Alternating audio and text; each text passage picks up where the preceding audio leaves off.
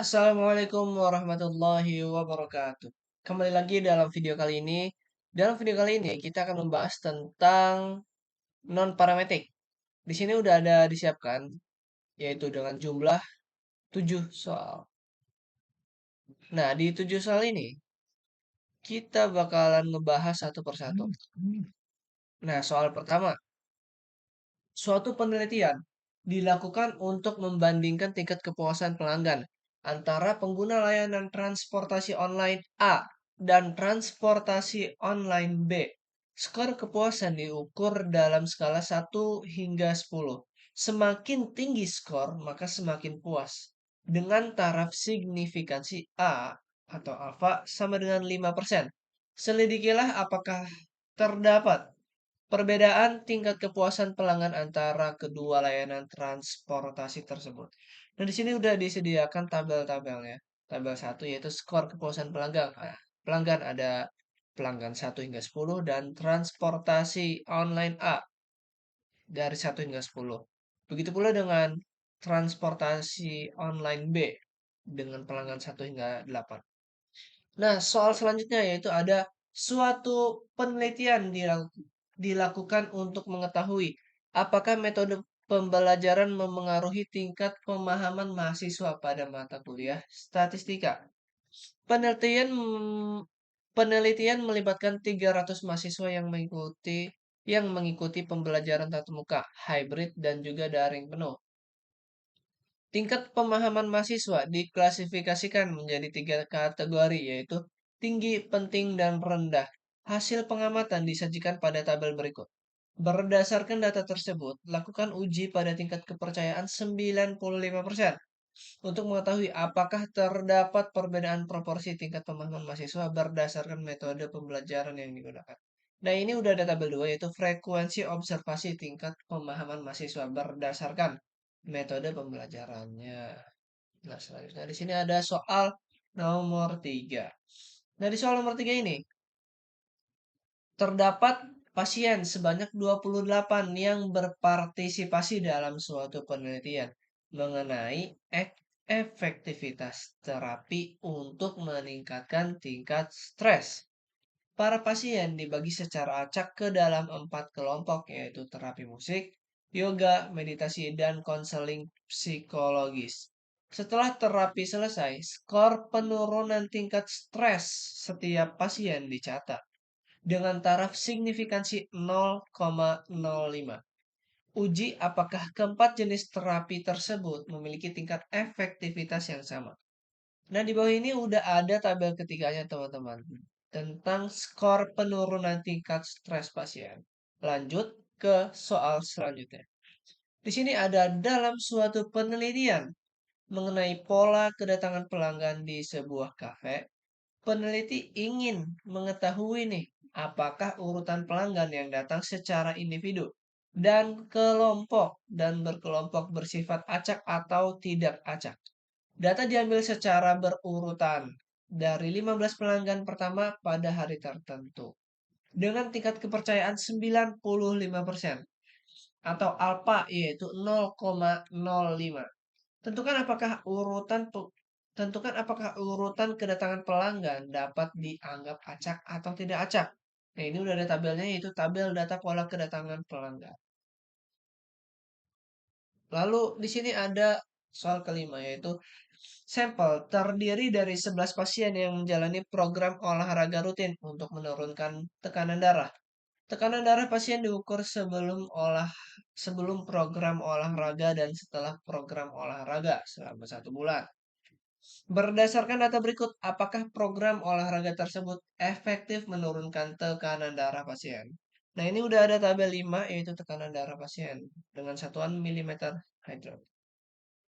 Lalu soal selanjutnya yaitu yang keenam ada sebuah sekolah ingin mengevaluasi perubahan tingkat konsentrasi siswa setelah diterapkannya program belajar baru. Tingkat konsentrasi diukur menggunakan skala 1 hingga 10. Semakin tinggi skor, semakin baik pula konsentrasinya. Pengukuran dilakukan pada 8 siswa yang sama. yaitu sebelum program diterapkan, setelah 1 bulan, dan setelah 2 bulan. Dengan taraf signifikansi alfa 0,05 atau 95%. Tentukan apakah terdapat perbedaan tingkat konsentrasi yang signifikan di antara ketiga waktu pengukuran tersebut. Nah, di sini udah ada tabel 6, yaitu hasil pengukuran tingkat konsentrasi siswa. Selanjutnya soal terakhir, yaitu sebuah rumah sakit ingin mengetahui apakah jenis layanan kesehatan memengaruhi tingkat kepuasan pasien. Penelitian dilakukan terhadap 15 pasien yang diminta memberikan penilaian kepuasan pada skala 1 hingga 50 dengan taraf signifikansi A sama dengan 0,05. Lakukan pengujian untuk mengetahui apakah perbedaan pendapat yang signifikan pada tingkat kepuasan pasien itu berdasarkan jenis layanan kesehatan yang diterima. Nah, di sini udah ada tabel 7, yaitu hasil survei kepuasan pasien. Nah, langsung aja kita gunakan nih, ada catatannya nih. Kerjakan soal tugas mingguan tersebut. Kerjakan studi case tersebut dengan menggunakan software RStudio dan Minitab. Untuk video, cukup jelaskan nomor 2, 3, 6, dan 7 pada bagian Minitab. Cukup jelaskan hasil yang diperoleh saja pada setiap soal.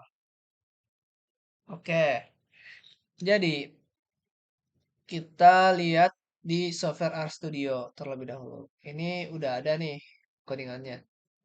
Jadi kita ubah dulu nih. Dari soal-soal nomor 1 hingga 7 kita masukin ke dalam Excel tabel-tabelnya. Dan klasifikasikan ini metode apa gitu. Ada uji Manuel-White nih, uji Square, Kruskal-Wallis, Rantes, Wilcoxon, uji Friedman, dan uji Mood Media. Nah, setelah kita pindahkan semua tabel-tabelnya, kita langsung aja masukkan ke dalam RStudio kayak ini. Ini kan nilai-nilainya ya yang diambil dari yang di atas. Nah, kita masukkan ke dalam RStudio. Dari itu transportasi, skor, dan lain sebagainya. Nah, kita run dulu nih. Kita run. Kita tunggu hasilnya. Nah, ini udah keluar hasilnya, yaitu adalah dengan W 69,5 dan p-value 0,009898. Nah, soal kedua yaitu adalah uji chi-square. Nah, ini kita langsung aja. Nah, ini ya. Ini udah ada x square, yaitu 11,539 dengan df 4 dan p-value 0,021113. Nah, ini udah ada tabelnya juga. Nah, oke, kita lanjut ke soal nomor 3.